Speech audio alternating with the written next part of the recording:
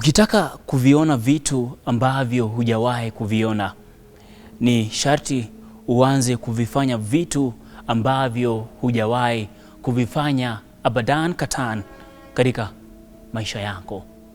Nitarudia, labda utanielewa zaidi sana jinsi ambavyo nasema. Yaani, ukitaka kuanza kuviona vitu ambavyo hujawahi kuviona katika maisha yako, ni sharti uanze kuvifanya vitu ambavyo hujawahi kuvifanya. Na maana gani?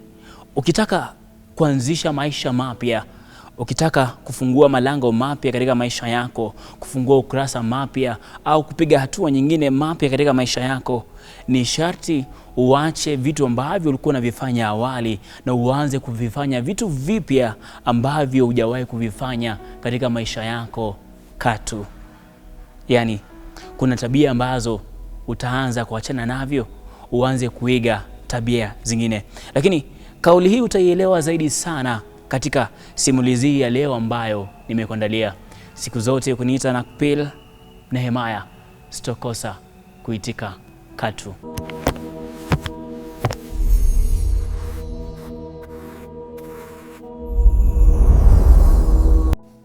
Ebu tuanzie hapa. Katika kitabu cha Marko 13 mstari wake wa 35, Yesu anasema kwamba kesheni, maana hamjui mwenye nyumba yuaja lini, kwamba ni jioni, kwamba ni usiku wa manane, kwamba ni awekapo jimbi au ni asubuhi. Kuna vitu muhimu sana ambavyo Yesu amevitaja hapo, na nataka tuanzie hapo ili uweze kunielewa.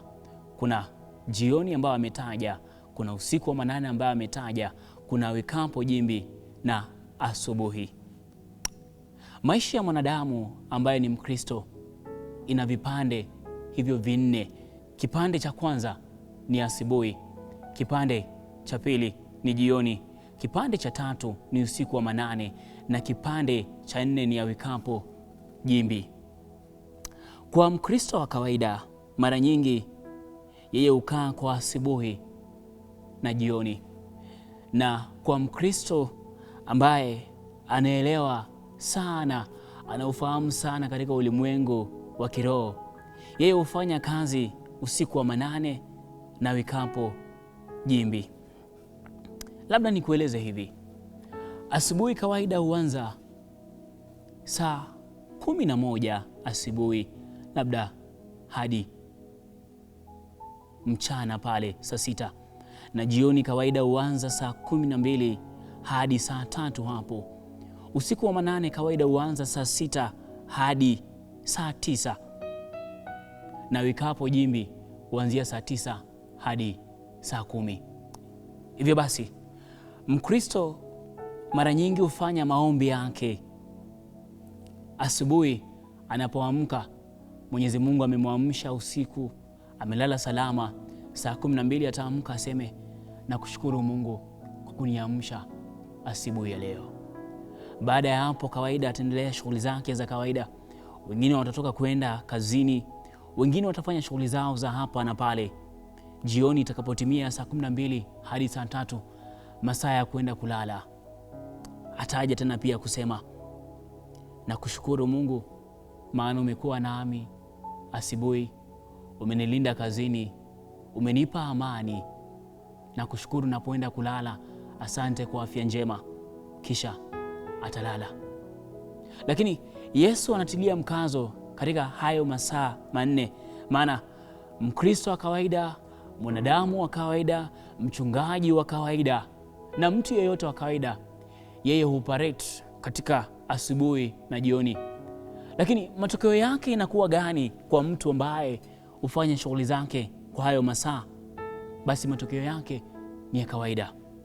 Lakini hebu tuangalie usiku wa manane na awekapo jimbi.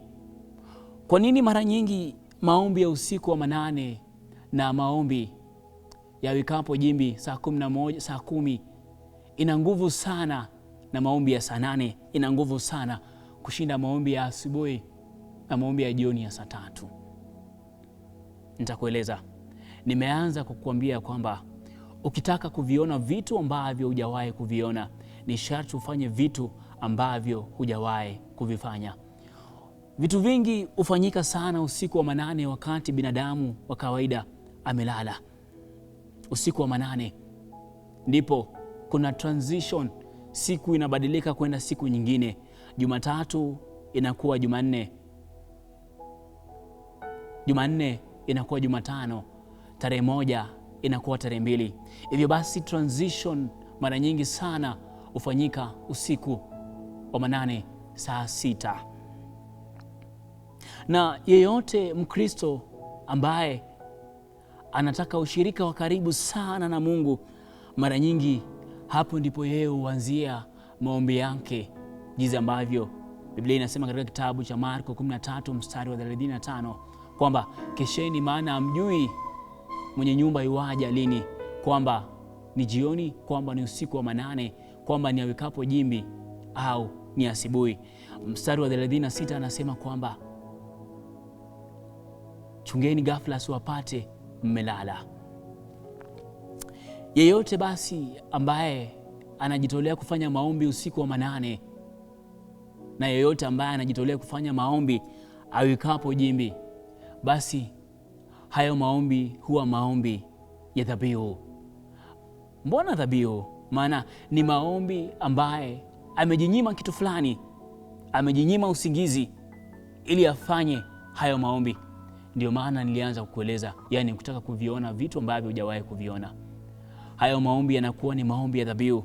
Maana amejitolea kwenye miguu yake, amejinyima usingizi ili kuitafuta uso wa Bwana. Ndio maana wengi huamini sana maombi ya usiku wa manane ina nguvu sana kushinda maombi ya jioni na maombi ya asubuhi. Hebu tuanzie hapo, huenda utanielewa zaidi sana kile ambacho najaribu kusema. Mkristo yeyote ambaye anataka matokeo makubwa sana katika maisha yake, yeye hujifunza hii kanuni ya maombi ya usiku wa manane na maombi ya awikapo jimbi. Huenda uko pale unaniuliza, mbona maombi ya usiku wa manane, Nehemia? Ngoja basi tuanzie hapa simulizi yangu mimi na wewe. Mbona maombi ya usiku wa manane? Na je, maombi ya usiku wa manane imebeba kitu gani?